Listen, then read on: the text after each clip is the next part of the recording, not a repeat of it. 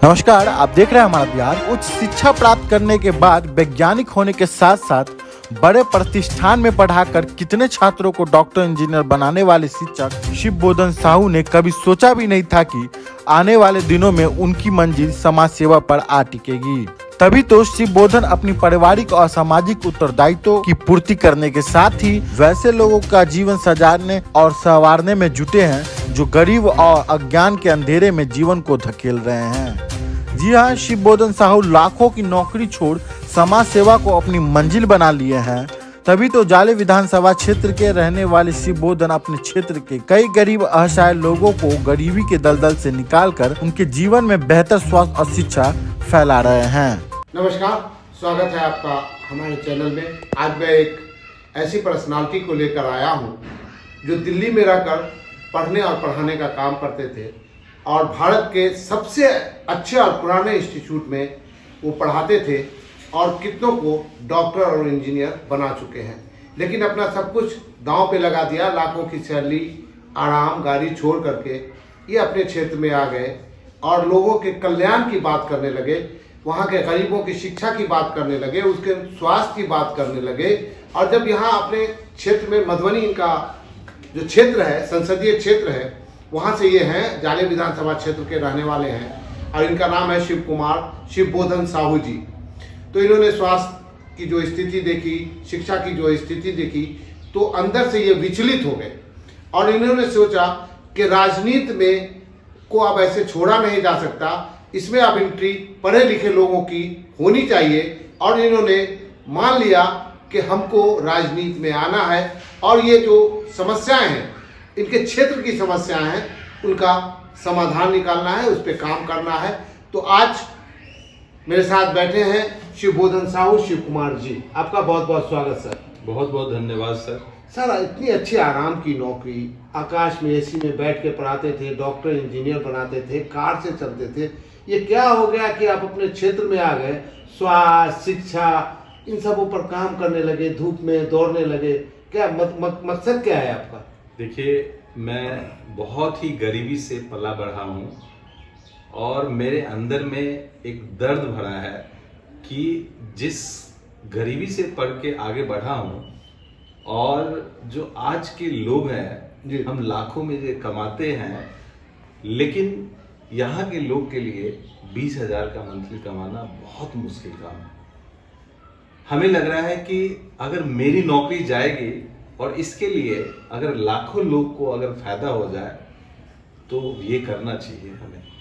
और ऐसा बहुत ही हमारे अंदर में इच्छा है कि जैसे हमारे समाज में, हमारे आसपास में जो है एजुकेशन पे, जैसे विद्यालय में जो पढ़ाई नहीं होती है वो अच्छे लेवल का पढ़ाई हो और हॉस्पिटल्स में जो है वो अच्छे हो। जो कि आप समझते हैं कि हमारे गांव में उप स्वास्थ्य केंद्र जो लगभग 10-12-15 साल से बंद था और इस पे मैंने 4 महीना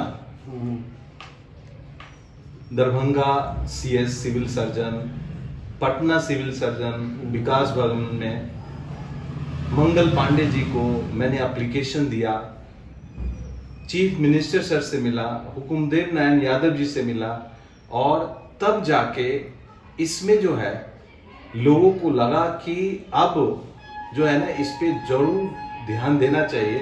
तो सभी लोगों ने इस पे सपोर्ट किया और आज देखिए नींव डली है और मुझे बहुत अच्छा लगता है इसके लिए।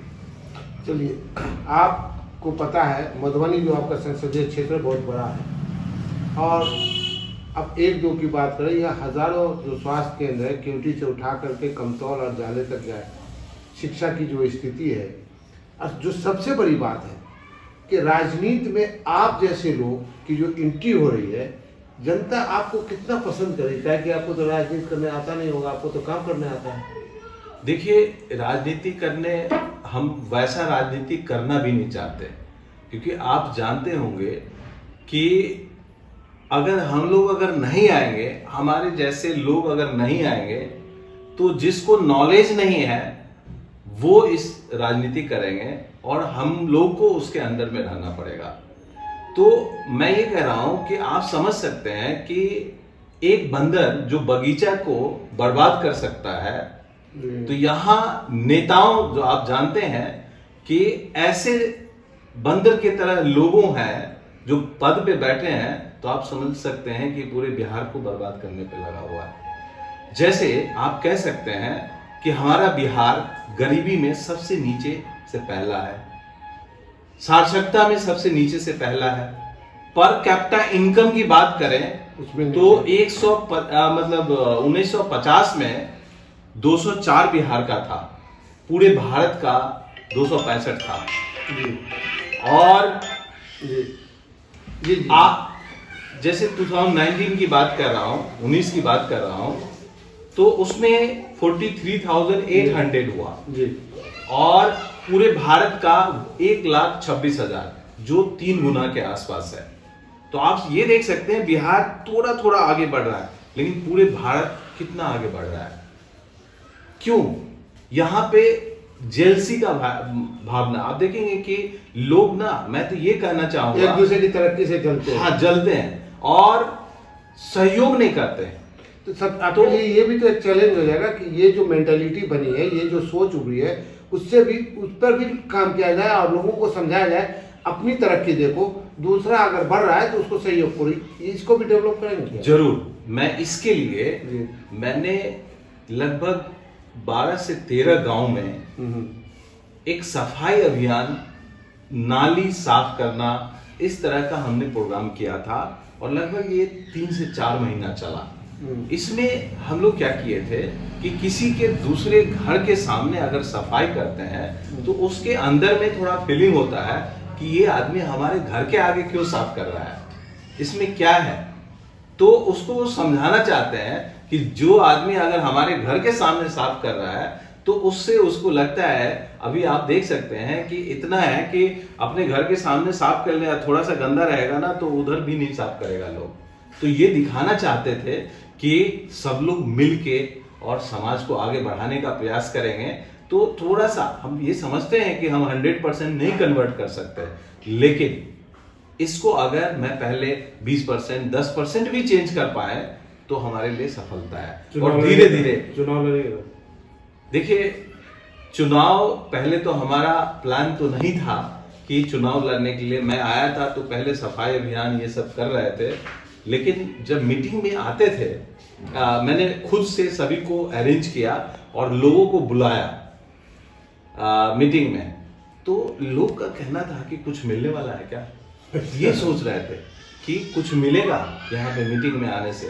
तो यहाँ का मेंटलिटी जो है ना लोगों में कि एकदम अलग है कि कुछ मिलेगा, 5 किलो अनाज मिलेगा। हाँ, तो हम जाएंगे। तो मुझे लगा कि अगर मैं कोशिश करूंगा कि अगर राजनीति में अगर आता हूं तो लोग थोड़ा महत्व देते हैं। नहीं आइएगा, नहीं आइएगा, जरूर आएंगे। अगर हमारे चैनल पे आप यहाँ पे बैठे हैं, समाज सेवा कर रहे हैं, सब कुछ छोड़ के राजनीति में आने का मतलब है इलेक्शन लड़ने जा रहे हैं। देखिए, जरूर लड़ेंगे। अगर सभी लोग अगर चाहेंगे तो जरूर हम प्रयास करेंगे इसके लिए। और शुरू के बाद मैंने ऐसा डिसाइड भी कर लिया था, इसीलिए मैंने जिला परिषद जो अपने क्षेत्र से, हाँ, 1/3 से मैंने जिला परिषद, और उसमें मैं रनर रहा हूँ और लोगों ने काफी हमें सपोर्ट भी किया है। लेकिन कोई बात नहीं, तो होते रहता है। एक चीज बताइए, किन मुद्दों को लेकर के आप इलेक्शन की तैयारी करेंगे, इलेक्शन लड़ेंगे, जनता के बीच जाएंगे, मुद्दा क्या होगा आपका? देखिए, मुद्दा सबसे जो जरूरी है वो है कि गरीबी जो है उसको हटाने का प्रयास करेंगे, कम करने का। नहीं, और भी चीजें। इसके बाद हमारा एजुकेशन जो सिस्टम है वो बहुत निचले स्तर पे है। उसमें इंफ्रास्ट्रक्चर, उसमें जो लोगों का क्वालिटी जो है ना, बच्चे सबको छोटे छोटे उद्योग को सिखाना, ट्रेनिंग देना, ताकि क्या है, लघु उद्योग। हाँ, लघु उद्योग। और उद्योग जो अगर लगेगा तो लोगों के पास पैसे आएगा तो समाज तरक्की करेगा। तो इसके लिए छोटे छोटे जैसे उद्योग है, जैसे आप मसाला की फैक्ट्री, अगरबत्ती हो गई, मोमबत्ती हो गई। इसके बाद आप देखेंगे कि साबुन है, सोयाबीन है, जी जी। बहुत सारे ऐसे छोटे छोटे उद्योग है। अगर हम लोग डेवलप कर दें या यहाँ पे चॉकलेट्स भी लगाने बना का सकते हैं। हाँ, तो इससे क्या है, रोजगार बढ़ेगा और लोगों को काम मिलेगा। आप ये देख सकते हैं, क्यों नहीं बाहर के लोग हमारे बिहार में निवेश करते हैं, क्यों नहीं करते हैं, आप बता सकते हैं? क्योंकि यहाँ पे ना लोग का दिमाग में ये बना रहता है कि ऐसा नहीं कि ये आए हैं तो इसको सहयोग करें, कल के मेरे बच्चे के लिए भी फायदा होगा और हमें भी फायदा होगा। ये नहीं, ये सोचते हैं कि इससे कैसे कमाया जाए, कि इससे लेना स्टार्ट करें और ये चल जाए, कोई बात नहीं। तो इसीलिए हमारा जो बिहार है वो पीछे होते जा रहा है, क्योंकि आप देख सकते हैं बाकी स्टेट कितना आगे बढ़ गया और मेरा बिहार। और जो मेन मुद्दा है कि ये फ्लड जो है, जो बाढ़ है, आप देखें कि हर साल हमारे इस क्षेत्र को प्रभावित करता है। तो ये मुद्दा अगर संसद में उठे तो जरूर इस पे काम होगा और हम इसके लिए जो कुछ भी हो वो करने के लिए तैयार। साफ सुथरी बात यह है कि आप अपने क्षेत्र की जनता की आवाज़ को संसद तक ले जाना चाहते हैं और उसकी आवाज़ बनना चाहते हैं। जरूर। और समस्याओं का समाधान तो शायद अकेले नहीं हो पाएगा, लेकिन समस्याओं को राष्ट्रीय स्तर पे आप उठाना चाहते हैं। जरूर, यही मकसद है ना जरूर। आपका? एक चीज और मैं बताना चाहूंगा कि देखिए 1950 की बात कर रहा हूं कि हमारे यहाँ 28 चीनी मिल थी बिहार में और 25% चीनी जो है उत्पादन बिहार से होते थे। लेकिन आज 17 चीनी मिल बंद है, जिसमें से हमारा बगल का हरियाम वो भी बंद है। तो मेरा सबसे पहला काम ये होगा कि इसको पुनः स्टार्ट किया जाए। जैसे मैंने स्वास्थ्य केंद्र को 15 साल से जो बंद था, 10, 12, 15 साल से जो बंद था, कोई काम नहीं हो रहा था, ये मेरा पहला लक्ष्य होगा। लड़ाई लड़िएगा, जरूर जरूर जरूर लड़ेंगे और इसके लिए मैं बहुत जल्दी इस पे काम करने वाला हूं और आप सभी से निवेदन करूंगा कि जरूर इसमें सहयोग करें और सभी लोग मिलके इसको आगे बढ़ाएं। तो ये थे शिव कुमार जी, इलेक्शन लड़ना चाहते हैं और अपने क्षेत्र की जनता, जहां मधुबनी से ये आते हैं, उनकी आवाज़ को राष्ट्रीय स्तर पर संसद तक पहुंचाएं।